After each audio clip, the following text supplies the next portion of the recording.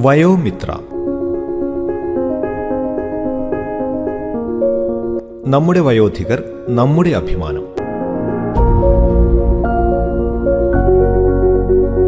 കേന്ദ്ര സാമൂഹ്യനീതി ശാക്തീകരണ മന്ത്രാലയത്തിന്റെ സഹായത്തോടെ കമ്മ്യൂണിറ്റി റേഡിയോ അസോസിയേഷനുമായി സഹകരിച്ച് റേഡിയോ മാറ്റിലി തയ്യാറാക്കി അവതരിപ്പിക്കുന്ന പരിപാടി നമ്മുടെ വയോധികർ നമ്മുടെ അഭിമാനം.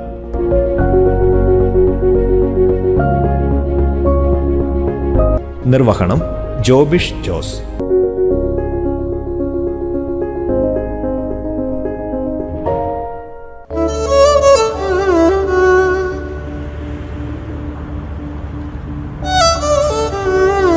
മുത്തച്ഛ, മുത്തച്ഛ, മുത്തച്ഛൻ എവിടെയാണ്? മോളെ, ഞാൻ ഇതാ വരുന്നു. മുത്തച്ഛ, പുറത്തോട്ടൊന്ന് നോക്കിക്കേ. നല്ല മഞ്ഞാണ്, തണുത്ത കാറ്റും വീശുന്നുണ്ട്. ഈ ഒരു തണുത്ത കാലാവസ്ഥയില് ഒത്തിരി പേർക്ക് അസുഖം വരുന്നുണ്ട്. മുത്തച്ഛൻ ഇത് വല്ലതും അറിയുന്നുണ്ടോ? നീ പറഞ്ഞത് ശരിയാ മോളെ. എന്നെ പോലുള്ള പ്രായമായവർക്ക് ഇതൊരു പ്രശ്നം തന്നെയാ. അങ്ങനെ പറയല്ലേ മുത്തച്ഛ, ഇതൊന്നും ശരിയല്ല. നമുക്കൊരു മാറ്റം വേണ്ടേ? നമ്മുടെ വയോധികർ നമ്മുടെ അനുഗ്രഹമാണ്, നമ്മുടെ അഭിമാനമാണ്. അവരെ ശുശ്രൂഷിക്കേണ്ടത് നമ്മുടെ കടമയല്ലേ മുത്തച്ഛ? അതൊക്കെ ശരി തന്നെയാ മോളെ. തൽക്കാലം നമുക്ക് സ്റ്റുഡിയോയിലോട്ട് പോകാം. പരിപാടി തുടങ്ങാൻ സമയമായി വരുന്നു. എന്താ, നമുക്കിന്ന് ഈ വിഷയത്തെക്കുറിച്ച് സംസാരിച്ചാലോ?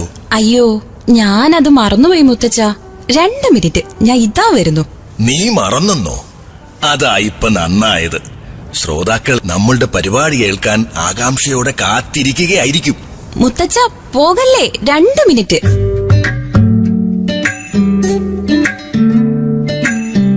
ഓക്കെ, ഞാൻ റെഡി. നമുക്ക് പോകാം മുത്തച്ഛ. നീ പെട്ടെന്ന് എത്തിയല്ലോ മോളെ. അതെ മുത്തച്ഛ, നമ്മൾ കൃത്യസമയത്ത് പരിപാടി തുടങ്ങിയില്ലെങ്കിൽ നമ്മുടെ പ്രിയപ്പെട്ട ശ്രോതാക്കൾക്ക് വിഷമാവില്ലേ? അവർ നമുക്ക് വേണ്ടി കാത്തിരിക്കുന്നത് ശരിയല്ലല്ലോ, അല്ലേ മുത്തച്ഛ?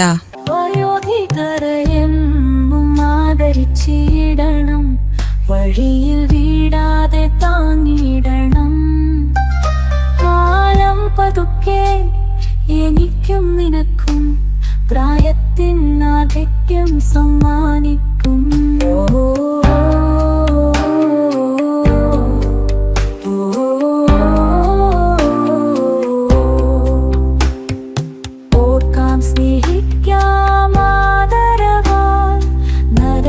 ചുടിവെല്ലാം നെഞ്ചിലേറ്റി കൈപിടിച്ചിടാം, സഹായിച്ചിടാം. വയോധികർ നാടിന്നഭിമാനമല്ലോ.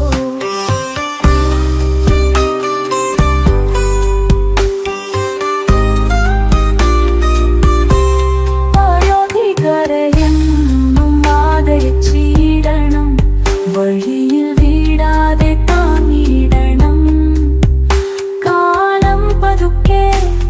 എനിക്കും നിനക്കും പ്രായത്തിനാധിക്യം സമ്മാനിക്കും. ഓർക്കാം, സ്നേഹിക്കാം ആദരവാൽ. നിറയും ചുളിവെല്ലാം നെഞ്ചിലേറ്റി കൈപിടിച്ചിടാം, സഹായിച്ചിടാം. വയോധികർ നാടിന്നഭിമാനമല്ലോ.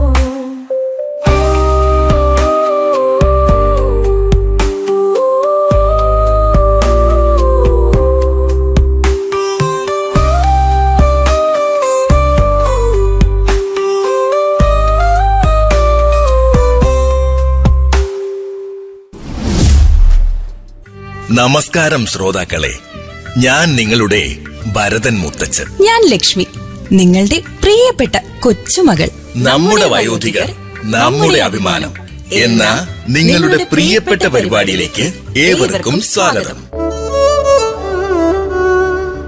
കൂട്ടുകാരെ, ഇന്ന് സാമൂഹ്യനീതി ശാക്തീകരണ പദ്ധതികളെക്കുറിച്ചും അവ നിങ്ങൾക്കെങ്ങനെ പ്രയോജനപ്പെടുത്താമെന്നുമുള്ള കാര്യങ്ങളെക്കുറിച്ചാണ് ഞങ്ങൾ വിശദമായി ചർച്ച ചെയ്യാൻ ഉദ്ദേശിക്കുന്നത്. നമ്മുടെ വയോധികർ നമ്മുടെ അഭിമാനം നിങ്ങൾക്കായി സമർപ്പിക്കുന്നത് കമ്മ്യൂണിറ്റി റേഡിയോകളുടെ സഹകരണത്തോടെ ഗവൺമെന്റ് ഓഫ് ഇന്ത്യയുടെ കീഴിലുള്ള സാമൂഹിക നീതി ശാക്തീകരണ മന്ത്രാലയം. മാത്രവുമല്ല കൂട്ടുകാരെ, സാമൂഹ്യ നീതി ശാക്തീകരണ മന്ത്രാലയം സമൂഹത്തിൽ സാമൂഹ്യ നീതിയും ക്ഷേമവും ഉറപ്പാക്കുന്നു.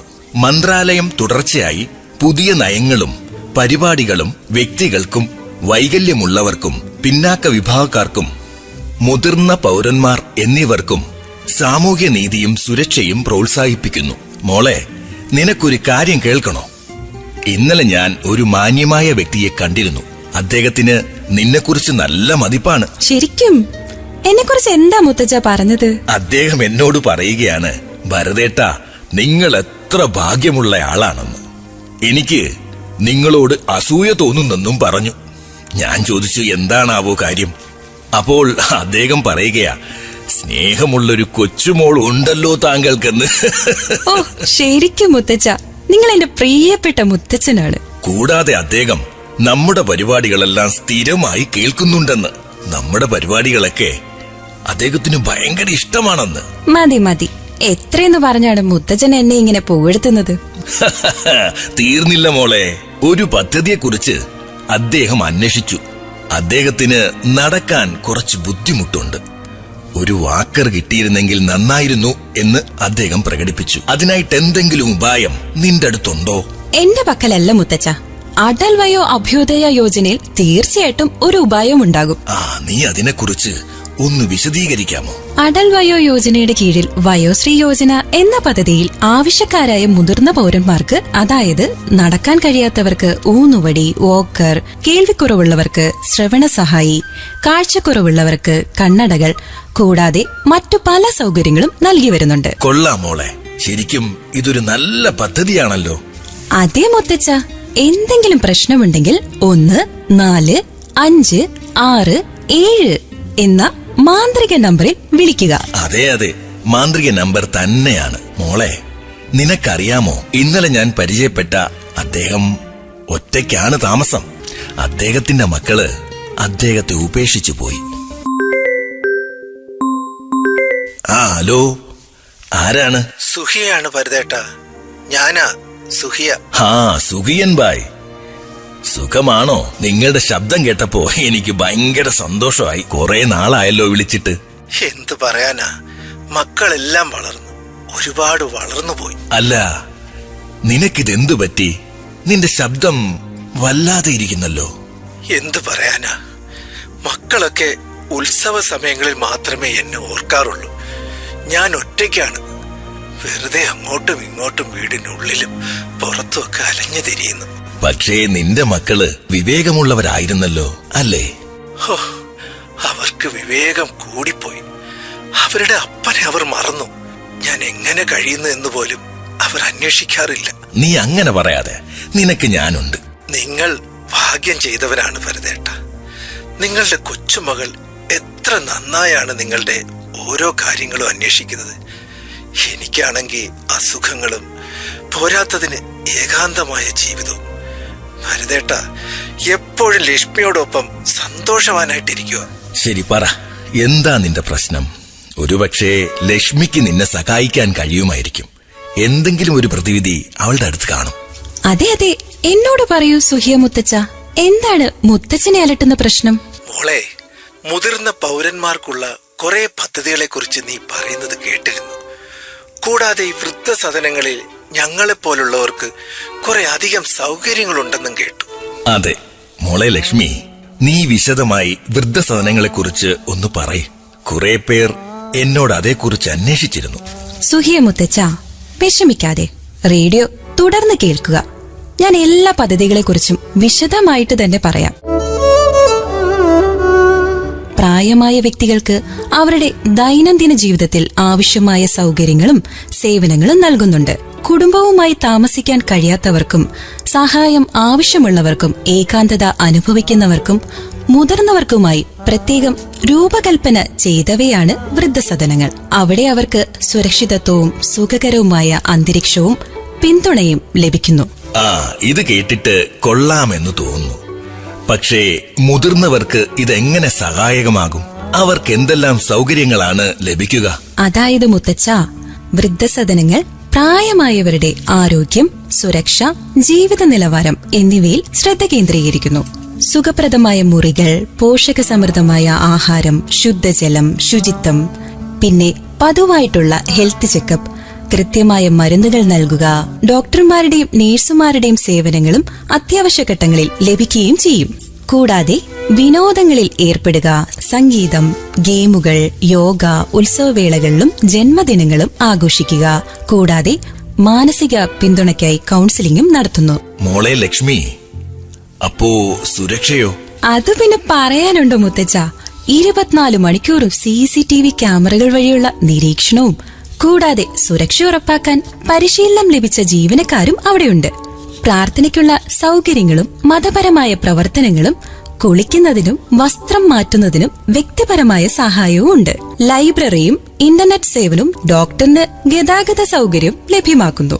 പക്ഷേ മോളെ ലക്ഷ്മി, നിരാലംബരായ പ്രായമായവരെ നഴ്സിംഗ് ഹോമിലേക്ക് മാറ്റുമെന്നാണ് ഞാൻ കേട്ടത്. അതും വൃദ്ധസദനം പോലെയാണോ? അതേ മുത്തച്ഛ, വൃദ്ധസദനങ്ങൾ പലതരത്തിലുണ്ട്. നഴ്സിംഗ് ഹോമുകൾ അവയിലൊന്നാണ്. ഓ, അത് ശരി. ഇതുപോലെ വേറെയുമുണ്ടോ? വിശദമായി ഒന്ന് പറയുമോളെ. അതേ മുത്തച്ഛ, ഞാൻ വിശദമായി പറയാം. ആദ്യമായിട്ട് ഞാൻ റെസിഡൻഷ്യൽ ഹോംസിനെ കുറിച്ച് പറയാം. ഇവിടെ അടിസ്ഥാന ആവശ്യങ്ങൾ മാത്രം നൽകുന്ന പൊതുവായ ജീവിത സൗകര്യങ്ങൾ നൽകുന്നു. അതായത് താമസം, ഭക്ഷണം, പരിചരണം. അടുത്തതായി നഴ്സിംഗ് ഹോംസ്. ഗുരുതരമായ രോഗങ്ങളാൽ ബുദ്ധിമുട്ടുന്ന പ്രായമായ വ്യക്തികൾക്കുള്ളതാണിത്. അടുത്തത് റീഹാബിലിറ്റേഷൻ ഹോംസ്. ശസ്ത്രക്രിയയിൽ നിന്നോ പരിക്കിൽ നിന്നോ സുഖം പ്രാപിക്കുന്ന മുതിർന്നവർക്കുള്ളതാണ് റീഹാബിലിറ്റേഷൻ ഹോംസ്. ഇവിടെ അവർക്കായി വൈദ്യപരിചരണവും ഫിസിയോതെറാപ്പിയും വാഗ്ദാനം ചെയ്യുന്നു. അപ്പോഴീ മാനസികാരോഗ്യ പ്രശ്നങ്ങളുള്ള പ്രായമായവരുടെ കാര്യമോ? അതിനെന്തെങ്കിലും മാർഗമുണ്ടോ? തീർച്ചയായും മുത്തച്ഛ, അങ്ങനെയുള്ളവർക്ക് സ്പെഷ്യലൈസ്ഡ് ഹോംസ് ഉണ്ട്. ഡിമെൻഷ്യയോ അൾഷിമേഴ്സോ ബാധിച്ച പ്രായമായവരെയാണ് ഇവിടെ പരിചരിക്കുന്നത്. പരിചരണത്തിനായി പൂർണ്ണ പരിശീലനം ലഭിച്ച ജീവനക്കാരും ഉണ്ട്. എന്റെ ലക്ഷ്മി മോളെ, അതെനിക്കങ്ങ് ഇഷ്ടപ്പെട്ടു. താങ്ക് യു മുത്തച്ഛ. മുത്തച്ഛ, നമുക്ക് ബോധവൽക്കരണം തുടരാം. സുപ്രധാന സൗകര്യങ്ങളെക്കുറിച്ച് അറിയാൻ ശ്രോതാക്കൾ കാത്തിരിക്കുകയാവും. അടൽ വയോ അഭ്യുദയ യോജന എന്ന പരിപാടിയിലേക്ക് സാറിനെ സ്വാഗതം ചെയ്യുകയാണ്. എൻ്റെ പേര് ഫ്രാൻസിസ് സേവ്യർ. സാർവത്രിക സഹോദരി സമിതി അനാഥ മന്ദിരത്തിന്റെ മാനേജിംഗ് ട്രസ്റ്റിയാണ്. അപ്പോൾ തീർച്ചയായിട്ടും സാർ, നമ്മളിപ്പോ ചെയ്തുകൊണ്ടിരിക്കുന്ന പരിപാടികളെല്ലാം വയോജനങ്ങൾക്ക് വേണ്ടി പ്രാമുഖ്യം കൊടുക്കുന്നതാണ്. സാറിന്റെ ആ ഒരു സമിതിയിൽ എത്ര വയോജനങ്ങളാണുള്ളത്? അവിടെ 86 സ്ത്രീ പുരുഷന്മാരുണ്ട്. ഇപ്പോഴും അവരിൽ ചിലർ മാനസിക രോഗമുള്ളവരും ഉണ്ട്. എങ്കിലും അവരെ ഗവൺമെന്റ് ആശുപത്രി കൊണ്ടുപോയി ചികിത്സയ്ക്ക് വിധേയമാക്കി മരുന്ന് കൊടുത്തു ശുശ്രൂഷിച്ച് അവരെ നല്ല മനുഷ്യരാക്കി മാറ്റുന്നുണ്ട്. ബഹുഭൂരിപക്ഷ ആളുകളും നല്ല നിലയിൽ അവരുടെ കാര്യങ്ങൾ ചെയ്ത് സന്തോഷമായിട്ട് അവിടെ കഴിഞ്ഞു വരുന്നുണ്ട്. അവിടെ ഈ പ്രധാനമായിട്ടും എന്തെല്ലാം സൗകര്യങ്ങളാണ് ഇവർക്ക് പ്രദാനം ചെയ്യുന്നത്? ഞങ്ങള് കൂടുതലും തെരുവിൽ നിന്ന് വികൃതമായി നടക്കുന്ന ആൾക്കാരെ, കെട്ടും പാണ്ടങ്ങളുമായിട്ടൊക്കെ നടക്കുന്ന ആൾക്കാരെ പിടിച്ചുകൊണ്ട് വന്ന് അവരെ വൃത്തിയാക്കി 2-3 ദിവസം ഒബ്സർവ് ചെയ്ത് അവരെ ജില്ലാ ആശുപത്രി കൊണ്ടുപോയി ട്രീറ്റ്മെന്റിന് വിധേയമാക്കി അവരെ നല്ല മനുഷ്യരാക്കി മാറ്റുകയാണ്. ഇതിൽ അവർക്ക് വേണ്ടുന്ന എല്ലാ സംവിധാനങ്ങളും ഒരു പരിധിവരെ നമുക്ക് ചെയ്യാൻ സാധിക്കുന്നുണ്ട്. അവരെല്ലാവരും തന്നെ ഹാപ്പിയാണ്.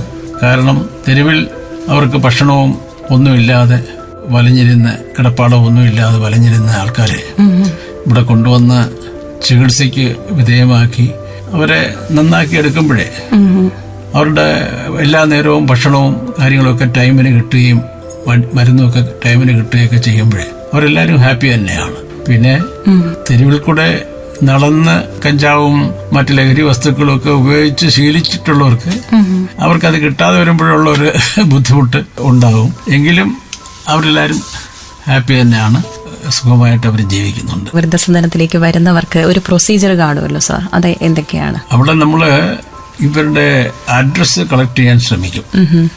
അഡ്രസ്സ് കളക്ട് ചെയ്യാൻ പലർക്കും ഇന്ത്യയുടെ വിവിധ സ്റ്റേറ്റിലുള്ള ആൾക്കാർ ഈ കൂട്ടത്തിലുണ്ട്.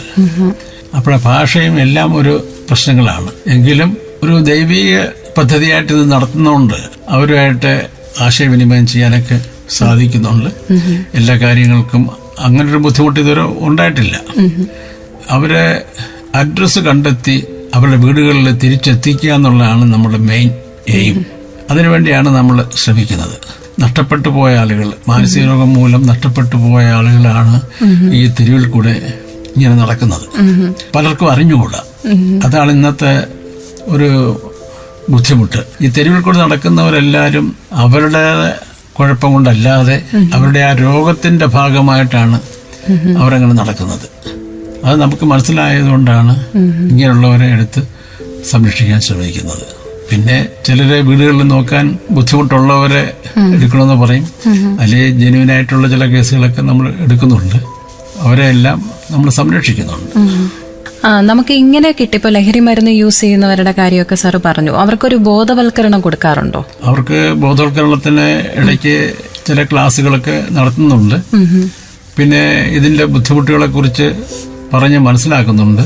ഇപ്പോഴേ അങ്ങനെ ലഹരി കഴിക്കണമെന്നുള്ളൊരു ടെൻഡൻസി അവർക്കില്ല, ഭൂരിപക്ഷം ആളുകൾക്കും ഇല്ല. ചിലർക്ക് വളരെ അപൂർവം ചില ആളുകൾ പുറത്തു പോയി കറങ്ങി അടിച്ച് നടക്കണമെന്നുള്ളൊരു ടെൻഡൻസി ഉള്ളവരും ഉണ്ട്. പക്ഷെ അവരെ നമ്മളെ അങ്ങനെ വിടത്തില്ല. എന്നാലും ചില ആളുകളൊക്കെ നമ്മളെ തപ്പി പോയെന്നിരിക്കും. എങ്കിലും പോകാതിരിക്കാൻ ശ്രമിക്കും നമ്മൾ. അതിനായിട്ടുള്ള സൗകര്യങ്ങളൊക്കെ അവിടെ ഏർപ്പെടുത്തിയിരിക്കും. അവിടെ ഏർപ്പെടുത്തിയിട്ടുണ്ട്. എങ്കിലും പുറത്ത് എന്തെങ്കിലും ചില്ലറ ജോലികൾക്ക് വേണ്ടിയൊക്കെ ഇവരെ വിനിയോഗിക്കും. ഇവരുടെ ആരോഗ്യസ്ഥിതി അനുസരിച്ച് അവര് നടന്ന് എന്തെങ്കിലുമൊക്കെ കൈയും കാലും ഒക്കെ അനങ്ങാനും ജോലിക്ക് വേണ്ടി വിടും. അതിലെ ജോലി ചെയ്യുന്നവർ കാണും, മാറി തള്ളത്തിൽ ഇരിക്കുന്നവർ കാണും. പല കാറ്റഗറിയിലുള്ള ആൾക്കാരുണ്ട്.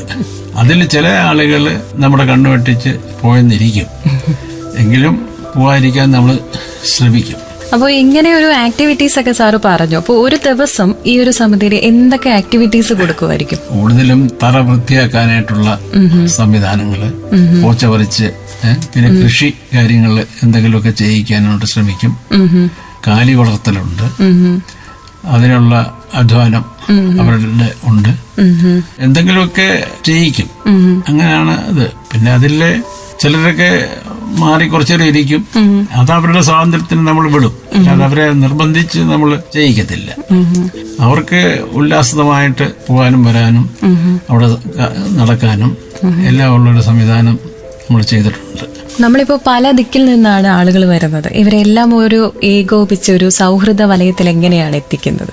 പറഞ്ഞു വരുമ്പോഴൊരു ദൈവീയ പദ്ധതിയായിട്ടാണ്. ഇതെല്ലാം ദൈവത്തിന്റെ മക്കളാണ്. അവരോട് കൂടെ ദൈവം ഉണ്ട്. അത് നമ്മള് മനസ്സിലാക്കിയിട്ടുണ്ട് പല കാര്യങ്ങളിലും. ഇപ്പം കല്ലിൽ തട്ടും എന്ന് നമ്മൾ വിചാരിക്കുന്നെങ്കിലും അവരാ കറക്റ്റ് ഹൈറ്റിന് കാലെടുത്ത് വെച്ച് പോകും. അത് നമുക്ക് കാണാം. അതുപോലെ തന്നെ ഏത് കാര്യത്തിലും അവർക്കൊരു സംരക്ഷണമുണ്ട്. നമ്മളങ്ങനെ വിശ്വസിക്കുന്നതുകൊണ്ട് നമുക്കൊരു ധൈര്യമുണ്ട്.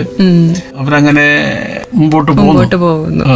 പിന്നെ അവർക്കൊരു ഉല്ലാസം, പരസ്പരം സംസാരിച്ച് സന്തോഷിച്ച് കാര്യങ്ങൾ പറഞ്ഞ് ഒക്കെ പോകാനുള്ള ഒരു പല മനോഭാവത്തിലുള്ളവരാണ്.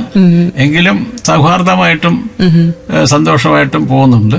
ഭക്ഷണ സമയത്ത് എല്ലാവരും നിരന്നിരുന്ന് ഒരുമിച്ച് ഭക്ഷണം കഴിക്കുക, ഉള്ളത് ഷെയർ ചെയ്ത് എല്ലാവർക്കും കൊടുക്കാൻ ശ്രമിക്കുക. അതൊക്കെ ഒരു വലിയ നേട്ടമാണ്. പിന്നീട് ഹോസ്പിറ്റലിൽ എന്തെങ്കിലും അസുഖം വന്നാലുള്ള ഗവൺമെന്റ് ഹോസ്പിറ്റലിൽ കൊണ്ടുപോകും, ഡിസ്ട്രിക്ട് ഹോസ്പിറ്റലിൽ കൊണ്ടുവന്ന് ചികിത്സയ്ക്ക് വിധേയമാക്കും. ടെസ്റ്റും കാര്യങ്ങളും എല്ലാം ചെയ്യും. അതിലൊന്നും നമ്മൾ വീഴ്ച വരുത്തത്തില്ല. ഗവൺമെന്റിന്റെ ഹോസ്പിറ്റലിലെ നമുക്കൊരു കൺസെഷൻ ഉണ്ട്. വളരെ ആത്മാർത്ഥമായിട്ട് അവർ അത് ചെയ്തു തരുന്നുണ്ട്. നമ്മുടെ റിക്വസ്റ്റ് അനുസരിച്ച് എല്ലാ കാര്യങ്ങൾക്കും അവരുടെ ഒരു ഹെൽപ്പുണ്ട്. ഗവൺമെന്റ് നോക്കേണ്ടതാണ്. ഒരു ബന്ധവുമില്ലാത്ത, നമുക്കൊരു രക്തബന്ധവുമില്ല, ഒരു ഭാഷയും അറിഞ്ഞുകൂടാ, അങ്ങനത്തെ ആളുകളെ കൊണ്ടുവന്ന് ഏറ്റവും വലിയൊരു പുണ്യ പ്രവർത്തി തന്നെയാണ്. കൊണ്ടുവന്ന് ഇത് ചെയ്യുമ്പോഴേ നമുക്ക് എന്തെന്നില്ലാത്തൊരു സന്തോഷവും സമാധാനവും ഉണ്ട്. അപ്പൊ ഞാന് പലപ്പോഴും വിചാരിക്കും, ഈ ലോകത്ത് ഏറ്റവും കൂടുതൽ സന്തോഷം അനുഭവിക്കുന്ന ഒരു വ്യക്തിയാണ് ഞാൻ. ഇവരുടെയൊക്കെ ചിരിയും ഇവരുടെയൊക്കെ സംഭാഷണവും ഒരുപാട് നമുക്കൊരു സന്തോഷം. ശരിയാണ്, ഏകാന്തതയാണല്ലോ ഒരു പക്ഷേ വാർദ്ധക്യത്തിലേക്ക് പോകുമ്പോൾ. നമ്മൾ സ്നേഹിക്കുക, എല്ലാവരെയും സ്നേഹിക്കുക, നിരുപാധികം സ്നേഹിക്കുക. നമ്മളെ ഉപദ്രവിക്കാൻ വരുന്നവർ കാണും, അവരെ നമ്മൾ സ്നേഹിച്ച് മുമ്പോട്ട് കൊണ്ടുപോയേ പറ്റൂ. തീർച്ചയായും. എന്നെ അടിച്ചിട്ടുള്ളവരുണ്ട്, പക്ഷെ അവരെപ്പോഴും എന്നോട് സന്തോഷമായിട്ട് മുമ്പോട്ട് പോകുന്നുണ്ട്. നമ്മള് വെറുക്കാൻ പോയാൽ ശരിയാത്തില്ല. വെറുപ്പ് ഉദ്ദേശം വൈരാഗ്യം പാടില്ലെന്ന് ആണ് ബൈബിളിൽ പറഞ്ഞിട്ടുണ്ട്. തീർച്ചയായിട്ടും അതൊക്കെ നമ്മൾ ജീവിതത്തിൽ പ്രാവർത്തികമാക്കി നമുക്ക് എല്ലാവരെയും സ്നേഹിക്കാൻ കണ്ട ഒരു ഫീൽഡാണ്. അങ്ങനെയാണിത് ഞാൻ എൻജോയ് ചെയ്യുന്നത് എങ്ങനെയാണ്. അതെ, തീർച്ചയായിട്ടും നമുക്ക് അങ്ങനെ ഒരു മേഖലയാണെങ്കിൽ നമ്മളും കൂടെ നമ്മൾ എൻജോയ് ചെയ്യുന്നുണ്ട്. നമ്മള് വീടുകളിലെ 1-2 മക്കൾക്ക് വേണ്ടിയും ഒക്കെ ജീവിതം മൊത്തം കളയുന്ന മാതാപിതാക്കൾക്ക് വേണ്ടി മക്കള് അധ്വാനിക്കുന്നു. ഇത് കൂടുതൽ ആളുകൾ ഒരേ ടൈമിന് രക്ഷപ്പെടുന്ന ഒരു ഇത് 10-90 ആൾക്കാര് ഇങ്ങനെ. ഇത് അല്ലാതെ എനിക്ക് മാനസിക രോഗികൾ മാത്രമായിട്ടുള്ള ചെറുപ്പക്കാരൊക്കെ ഉണ്ട്. അത് വേറൊരു വിഭാഗത്തിലാണ്. ഓൾഡ് ഏജിന്റെ ഇതില് ഉള്ള ആൾക്കാരുടെ എണ്ണമാണ് പറയുന്നത്. ടോട്ടൽ എനിക്കൊരു 400ഓളം ആൾക്കാരുണ്ട്. അവര് എല്ലാവിധ ചികിത്സ ആവശ്യമുള്ളവരും ചികിത്സ വേണ്ടാത്ത ആൾക്കാരും എല്ലാം ഉണ്ട്. പക്ഷെ മാനസിക രോഗം മിക്കവാറും എല്ലാവർക്കും ഉണ്ട്. 80% ആളുകളും മാനസിക വിഭ്രാന്തി, ഈ തെരുവിലുള്ളവര് മാനസിക വിഭ്രാന്തി ഉള്ളവരാണ്. അവരെ നമ്മള് കരുതലോടുകൂടി മുമ്പോട്ട് കൊണ്ടുപോയാലേ ശരിയാവും. തീർച്ചയായും ഏറ്റവും വലിയൊരു ദൗത്യം തന്നെയാണ് അതില്. ഞാന് ഒരു 650ഓളം ആൾക്കാരെ ഇതുവരെ വീടുകളിൽ എത്തിച്ചിട്ടുണ്ട്. നഷ്ടപ്പെട്ടു പോയ ആളുകളെ തിരിച്ചു കിട്ടുമ്പോഴുള്ള സന്തോഷം, അതൊക്കെ അവരുടെ ആ സന്തോഷം കാണുമ്പം നമുക്കെന്തെന്നില്ലാത്ത സന്തോഷം. നമ്മുടെ ഈ പ്രയത്നം കൊണ്ടുള്ള റിസൾട്ട് ഇവരെല്ലാരും സന്തോഷമായിട്ട് വീടുകളിൽ എത്തുമ്പോഴുള്ള ഇതാണ്. അതെ, നമുക്ക് അവരുടെ മുഖത്ത് കാണുന്ന സന്തോഷം നമ്മുടെ മനസ്സിലാണ്. തീർച്ചയായും. അതായത് ചില ആളുകള് വർഷങ്ങളായിട്ട് നഷ്ടപ്പെട്ടു പോയ ആളുകള് എന്നേക്കുമായി മരിച്ചുപോയെന്ന് വിചാരിച്ചിരിക്കുന്ന ആൾക്കാരെ തിരിച്ചു കിട്ടുമ്പോൾ അവരുടെ ആ സന്തോഷം വലിയ സന്തോഷം തന്നെ. തീർച്ചയായും. നമുക്ക് ഈ ഇപ്പോൾ തന്നെ ഈ ഒരു അവസാന ഭാഗത്തിലേക്ക് ഞാനിപ്പോ കടക്കുകയാണ്. നമുക്ക് പുതിയ പദ്ധതികൾ അങ്ങനെ എന്തെങ്കിലും ഉണ്ടോ സമിതിക്ക്? ഇതുപോലത്തെ സ്ഥാപനങ്ങൾ കൂടുതൽ വേണമെന്നുള്ളതാണ് എന്റെ അഭിപ്രായം. അത് പറ്റുമെങ്കിൽ ഗവൺമെന്റ് തലത്തില് ഈ MLA-മാരും MP-മാരുടെയൊക്കെ മേൽനോട്ടത്തില് ഇതുപോലുള്ള സ്ഥാപനങ്ങൾ നടത്തണം, ഗവൺമെന്റ് ചെലവിൽ. അപ്പോഴേ ജനങ്ങൾ അതിനെ സപ്പോർട്ട് ചെയ്യും. സപ്പോർട്ട്. ഇതിപ്പം പബ്ലിക്കിന്റെ സപ്പോർട്ടോടുകൂടിയാണ് ഇത് നടത്തുന്നത്. നമ്മൾ നല്ലപോലെ നടക്കുന്നത് കൊണ്ട് ആളുകൾ ഇതിന് വേണ്ടുന്ന ചെലവിനുള്ള സാമ്പത്തിക സഹായങ്ങൾ ചെയ്യുന്നുണ്ട്. അങ്ങനെയാണ് ഈ പ്രസ്ഥാനം മുമ്പോട്ട് പോകുന്നത്. അപ്പോൾ ഇത്രയും നേരം നമ്മോടൊപ്പം ഉണ്ടായിരുന്നത് SS സമിതി മാനേജിംഗ് ട്രസ്റ്റി ഫ്രാൻസിസ് സേവ്യർ സാറാണ്. അപ്പോൾ സാറിന്റെ അഭിപ്രായങ്ങൾക്ക് ഞങ്ങൾ നന്ദി പറയുകയാണ്. നന്ദി സാർ. Thank you. മോളെ ലക്ഷ്മി, ഒരു വൃദ്ധസദനത്തിൽ ആർക്കൊക്കെയാ താമസിക്കാൻ കഴിയുക? വ്യക്തിപരമോ കുടുംബപരമോ സാമൂഹികമോ ആരോഗ്യപരമോ ആയ കാരണങ്ങളാൽ വീടുകളിൽ താമസിക്കാൻ കഴിയാത്ത പ്രായമായ വ്യക്തികൾക്ക്. സുഹിയ മുത്തച്ഛൻ പറഞ്ഞതുപോലെ കുടുംബാംഗങ്ങൾ പരിചരിക്കാനില്ലാത്തവർ, വിദൂരത്ത് താമസമുള്ള കുടുംബാംഗങ്ങൾ, ഉപേക്ഷിക്കപ്പെട്ടവർ, അല്ലെങ്കിൽ ബന്ധുക്കൾ വിദേശത്താണെങ്കിൽ ഒറ്റപ്പെട്ട് ജീവിക്കുന്നവർ, ഇങ്ങനെയുള്ളവർക്കെല്ലാം വൃദ്ധസദനങ്ങളിൽ താമസിക്കാൻ അനുവാദമുണ്ട്. സാമ്പത്തികമില്ലാത്തവർ, ദൈനംദിന കാര്യങ്ങൾക്കായി വരുമാനം തികയാത്തവർ, അല്ലെങ്കിൽ കുടുംബാംഗങ്ങൾക്ക് പ്രായമായവർ ഒരു അധികപ്പറ്റാണെന്ന് കരുതുമ്പോൾ അവർക്കും മറ്റു ബന്ധുക്കൾക്ക് ഇവരെ ശുശ്രൂഷിക്കാൻ താല്പര്യമില്ലെങ്കിൽ ഉത്തരവാദിത്വം ഏറ്റെടുക്കാൻ ബുദ്ധിമുട്ടുള്ളവർ, കൂടാതെ തീവ്രമായ അസുഖങ്ങളുള്ളവരും കൃത്യമായ വൈദ്യസഹായം ആവശ്യമുള്ളവരും, ശാരീരിക വൈകല്യം അനുഭവിക്കുന്നവരും, വീൽചെയറിന്റെയോ മറ്റു സഹായങ്ങളോ ആവശ്യമുള്ളവർക്കും ഇവിടെ താമസിക്കാനുള്ള സൗകര്യം ലഭിക്കും. ഡിമെൻഷ്യ, അൾഷിമേഴ്സ് എന്നീ രോഗങ്ങളുള്ളവരും ഏകാന്തതയിൽ നിന്നും മുക്തി നേടാനും സാമൂഹിക ഇടപെടൽ ഇഷ്ടപ്പെടുന്നവരും വൃദ്ധസദനങ്ങളെ ആശ്രയിക്കുന്നു. ചില പ്രായമായവരും പ്രത്യേകിച്ച് അസുഖം ഒന്നുമില്ലാത്തവരും വൃദ്ധസദനങ്ങളിൽ താമസിക്കാൻ താല്പര്യപ്പെടുന്നുണ്ട്. ഇവിടെ അഡ്മിഷൻ ലഭിക്കണമെങ്കിൽ ചില രേഖകൾ ആവശ്യമായി വരുമല്ലോ. എന്തെല്ലാമാണ് ആ രേഖകളെന്ന് മോളൊന്ന് പറഞ്ഞാട്ടെ. മുത്തച്ഛ, അത് വളരെ നിസ്സാരമാണ്. അതിനായിട്ട് ആവശ്യമുള്ളത് ഇനി പറയാം.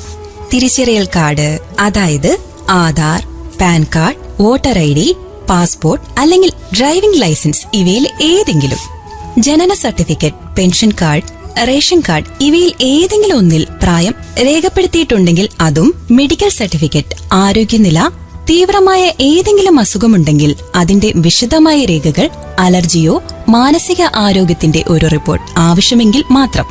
അഡ്രസ് പ്രൂഫിനായി electricity, telephone bill, mobile bill, bank statement, passbook with address ഇവയിൽ ഏതെങ്കിലും, പെൻഷൻ വിവരങ്ങൾ അല്ലെങ്കിൽ ഇൻകം സർട്ടിഫിക്കറ്റ്, ഫാമിലി ഡീറ്റെയിൽസ്, കുടുംബാംഗങ്ങളുടെ ലിസ്റ്റും കോണ്ടാക്ട് നമ്പറുകളും, കൂടാതെ രക്ഷാധികാരിയോ കെയർ ഗീവറോ ഉണ്ടെങ്കിൽ അവരുടെ പേരും കോണ്ടാക്ട് ഡീറ്റെയിൽസും ആവശ്യമായി വരും.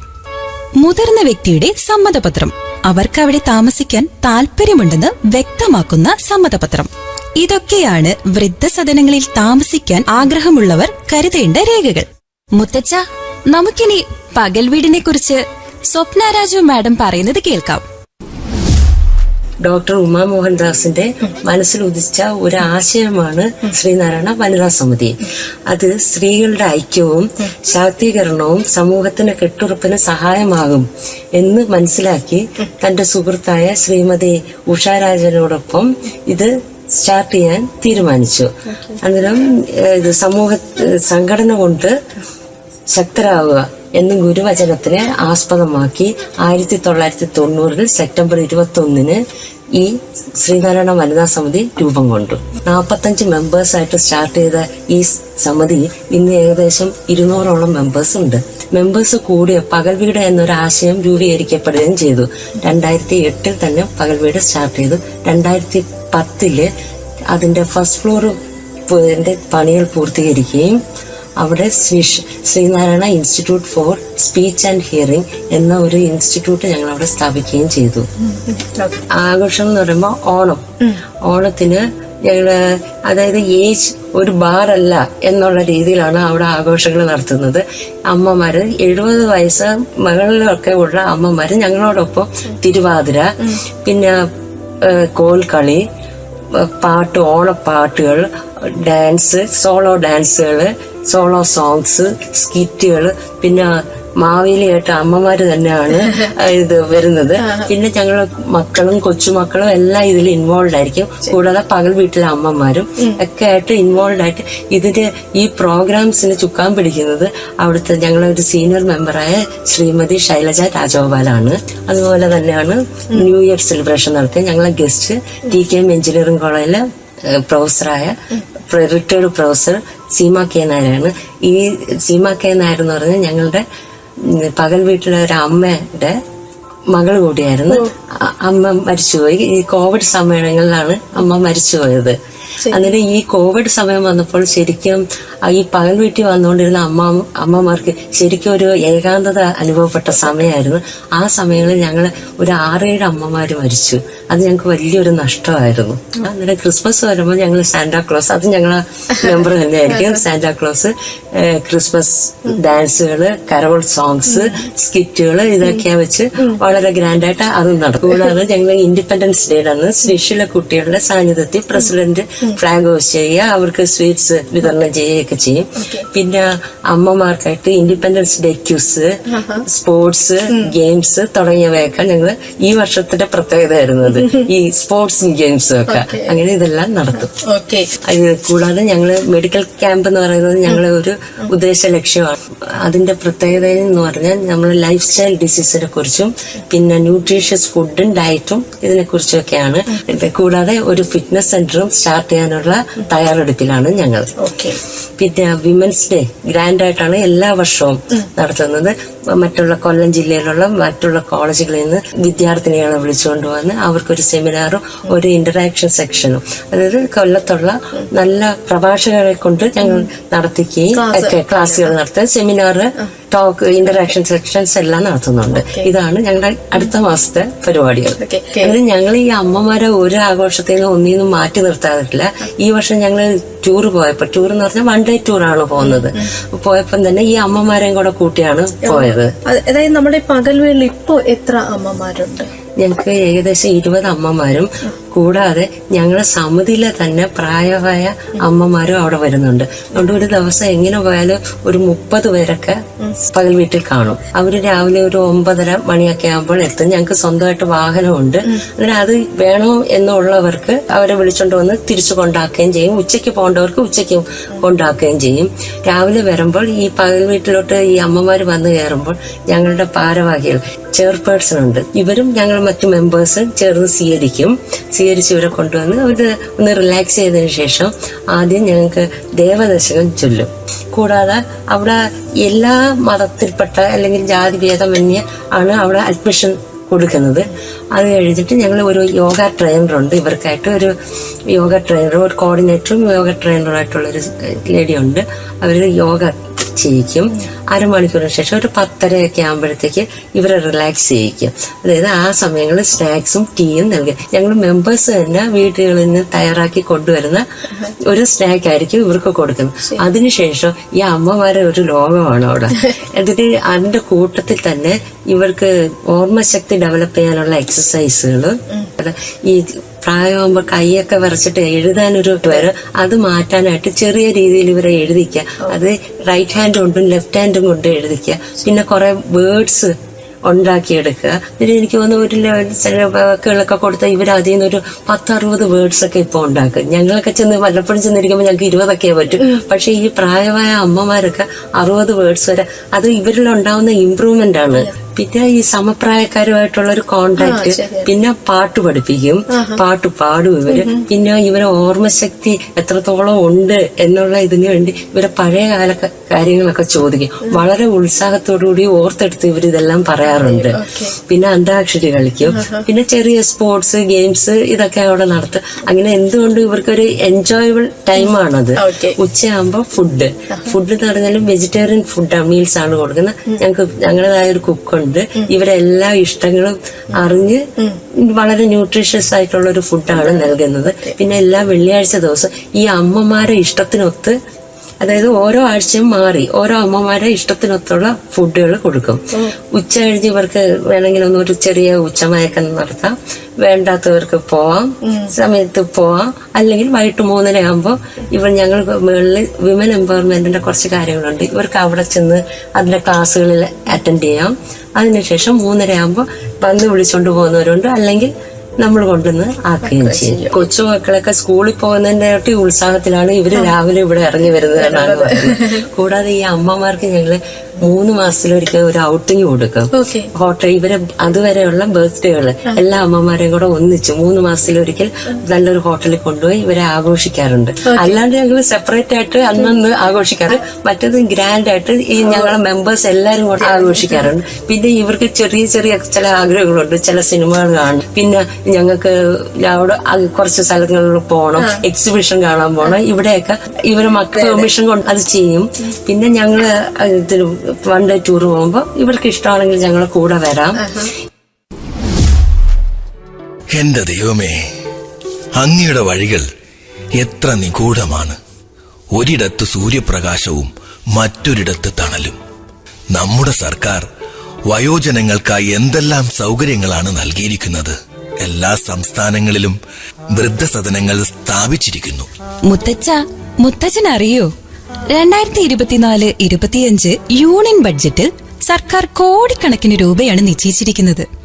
ഇത് മുതിർന്നവരുടെ പരിചരണത്തെ പരോക്ഷമായി പിന്തുണയ്ക്കുന്നുമുണ്ട്. മുതിർന്ന പൗരന്മാർക്ക് വേണ്ടി ഗവൺമെന്റ് ശരിക്കും ശ്രദ്ധ ചെലുത്തുന്നുണ്ട്. ഈ സൗകര്യങ്ങൾ പ്രയോജനപ്പെടുത്താൻ നമ്മുടെ വയോജനങ്ങൾ മുന്നോട്ട് വരണം എന്നു മാത്രം.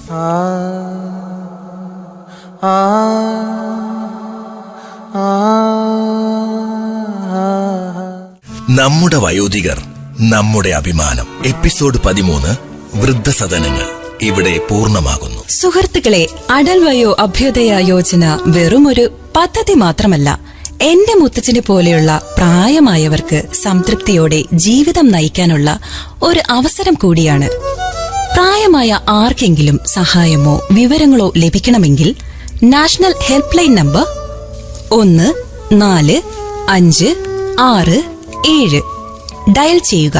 നമ്മുടെ വയോധികർ നമ്മുടെ അഭിമാനം, ജ്ഞാനത്തിന്റെയും അറിവിന്റെയും ഉറവിടം. They define who we are. They are our identity and dignity. And together we say, our India is great. Hamara Busur, Hamara Abhiman. അപ്പോൾ നമുക്കിനി അടുത്ത എപ്പിസോഡിൽ കേൾക്കാം. നന്ദി, നമസ്കാരം.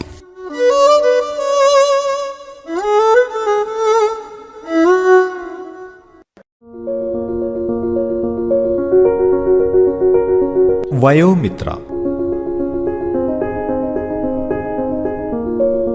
നമ്മുടെ വയോധികർ നമ്മുടെ അഭിമാനം.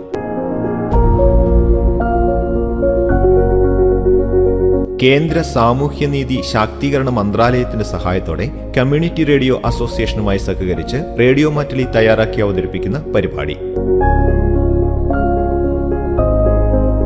നമ്മുടെ വയോധികർ നമ്മുടെ അഭിമാനം.